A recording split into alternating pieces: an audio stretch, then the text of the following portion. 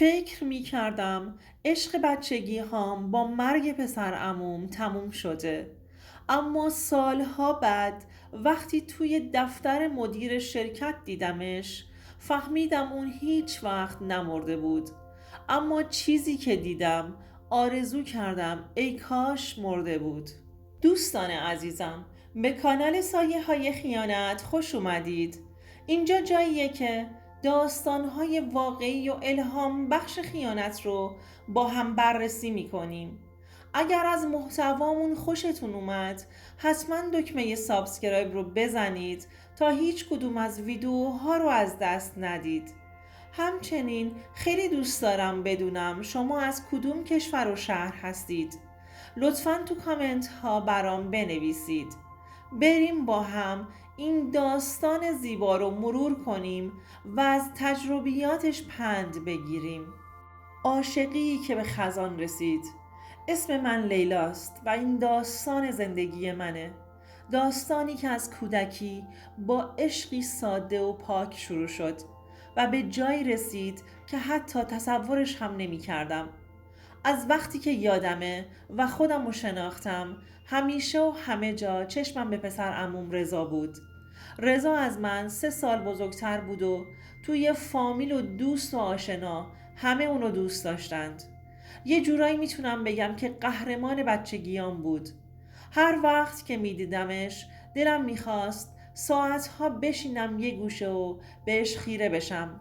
اما هیچ وقت جرأت نمی کردم چیزی بگم یا بخوام حرف دلمو بزنم. اونقدر این عشق رو توی دلم نگه داشته بودم که تبدیل شد به یه راز بزرگ. رازی که حتی اونو به بهترین دوستم هم نگفته بودم. من توی دلم عاشقانه رضا رو پرستش می کردم. توی دور همیهای خانوادگیمون وقتی که می دونستم رضا هم حضور داره دست از پا نمی شناختم.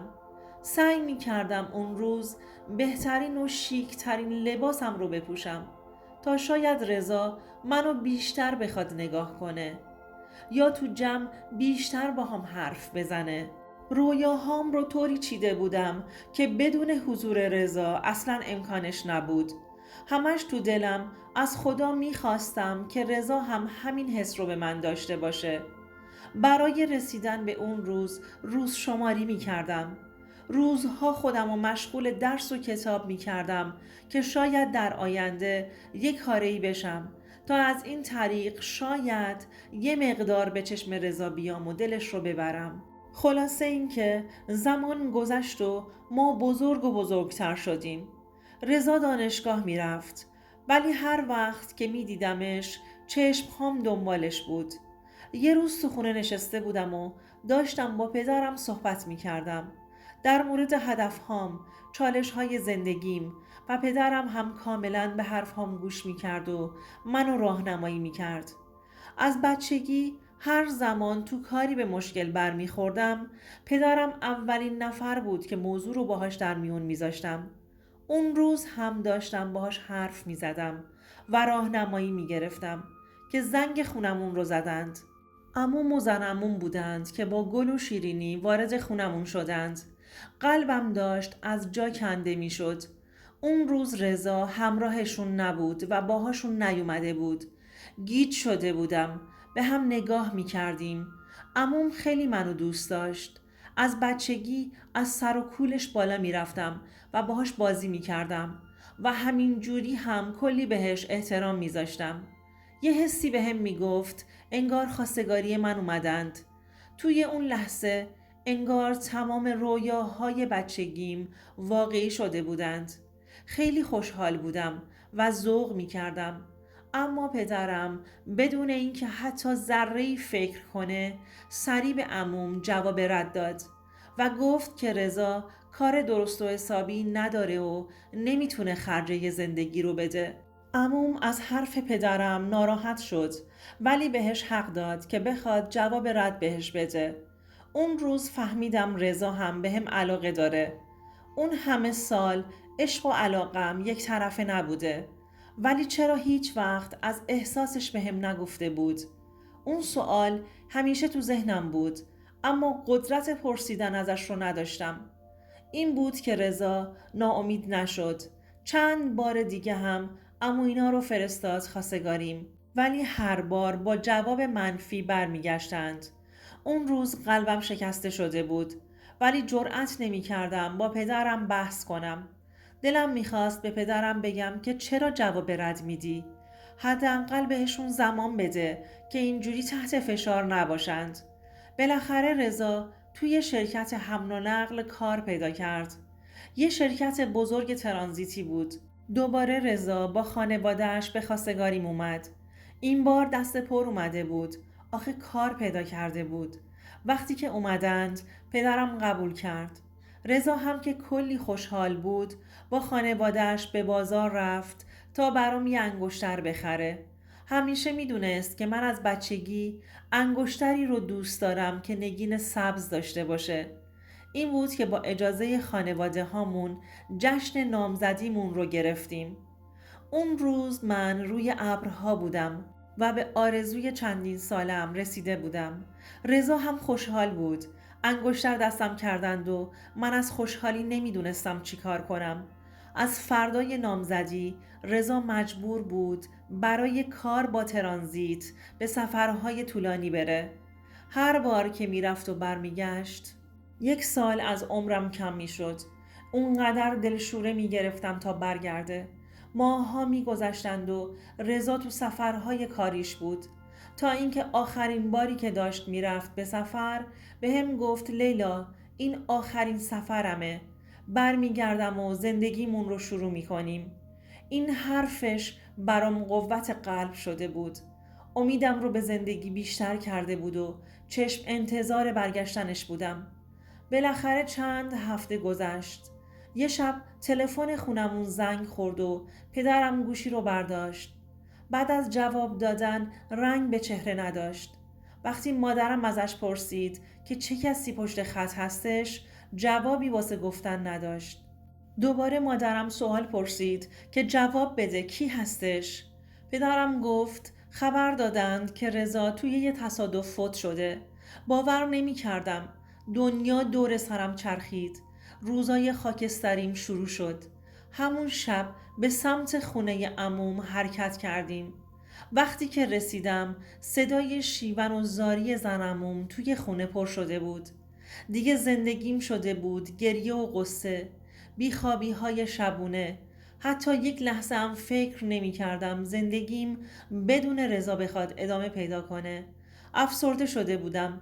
دلم نمیخواست دیگه تو این دنیا زندگی کنم. عموم همیشه در رفت و آمد بود که بتونه جنازه رضا رو وارد کشور کنه. هر چقدر رایزنی کرد نتونست. مجبور شد همونجا تو خاک غریب دفنش کنه. من روزهای زندگیم رو گم کرده بودم.